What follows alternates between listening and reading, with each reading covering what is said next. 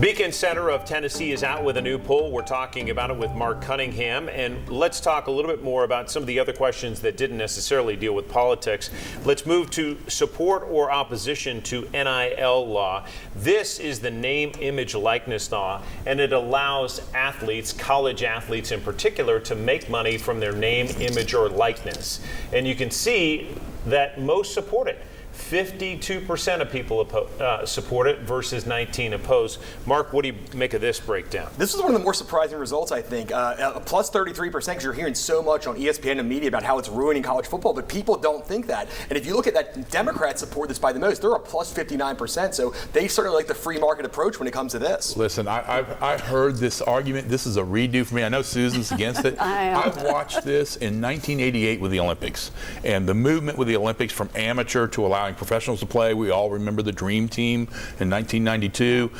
It didn't hurt the Olympics one bit. It's made them that much stronger. It's not going to hurt college athletics, and it's fair. It's a plantation mentality, barely paying these athletes when the coaches and the schools are making millions and even billions. I would argue further to buttress what you're saying, the whole Jeremy Pruitt investigation sort of took the veil off the ugly truth of this happens all over the place. Yeah. It was pretty flagrant here, but now at least it's out in the open versus under the table. We were talking age before. Let's show you this question. It was specifically about president, the max age for the president, and we want to pop that graphic up.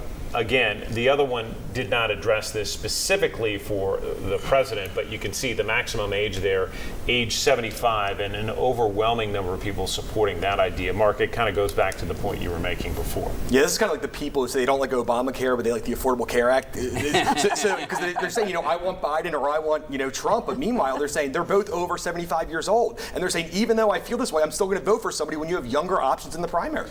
This was John's favorite question. Most obnoxious fans in the Southeastern Conference.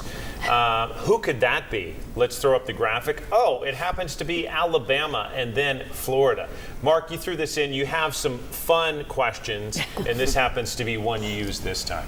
That's right. And people in East Tennessee, around this area, they actually think Florida's the most obnoxious fan base. But across the rest of the state, Democrats, Independents, Republicans, everyone agrees Alabama is the most obnoxious fan base. This is one of those polls that would change wildly if it was done A, just in the SEC conference versus Tennessee, and B, if it were done nationally. I think we'd see way different results across the board. I just got back from Alabama, and even though we had a great first half, we had a terrible second half. You were bad luck. Were you well treated? I was very well treated. Well, they felt more sympathy for you the second half. Maybe. But I've been going to Alabama for years, and Georgia, and Florida, and by far, my number one would be Georgia. Number two would be Florida.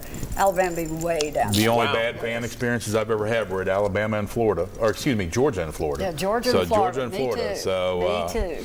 It would be interesting. If we're going to put refs on here, they might have been number one after last week. But no question. They needed a police escort out of town, not the teams. So, all right, let's move to tax money for multi-use stadiums. And this one hit on issues that have been happening across all three grand divisions. Again, we've seen stadium projects in the cities of Chattanooga, Nashville, as well as Knoxville here. The stadium underway right now is not changing. It's being built in downtown Knoxville. But you see where the support lies for stadiums and using public money to help pay for them. Mark, what do you make of the crosstabs on this one? Well, I mean, honestly, this is a complete toss-up, and there's a lot of people who were not strongly one way or the other. It might depend on the project rather than I'm carte blanche against it or for it. It's a really interesting number. I mean, we are against stadium subsidies, so we would have liked to see it to be the opposite way around. But it's interesting that it's so split, and it's split among all types of people. Democrats and Republicans almost exactly the same on it. Independents are the only ones who actually don't support these subsidies. So you said we are against it. You mean the Beacon Group? Oh, yeah. I didn't know you guys took positions. I thought you were opposed. No. When it comes to spending money. When it comes to we have been against stadium subsidies. That begs the question. One of our other media sources in town today referred to you all as a conservative think tank, and I've always thought that you were pretty much straight down the middle. Sometimes I thought, oh wow, that skews. But what would you say to that comment that you're a conservative think tank? Yeah, I mean, I think ultimately people call us what they want. We've been called liberal, we've been called Tea Party, we've been called libertarian, conservative. It just depends where you stand on the political thing. We say that we're consistent when the political parties aren't. So we are limited government, we're free market. We work with Republicans, we work with Democrats. It just depends on the issue. Before we leave, anything else that stands out to you about this poll? And also, your next one is in January. Any hint of what you're talking about then? Well, I mean, the big question election is going to be, we are going to be the first ones, I think, to do the primary election. It seems like some of the national media and some of the statewide have ignored and assumed that Gloria Johnson will be the nominee. But we've learned from 2020, let's not get ahead of ourselves, and we at least want to poll it and see where we're at.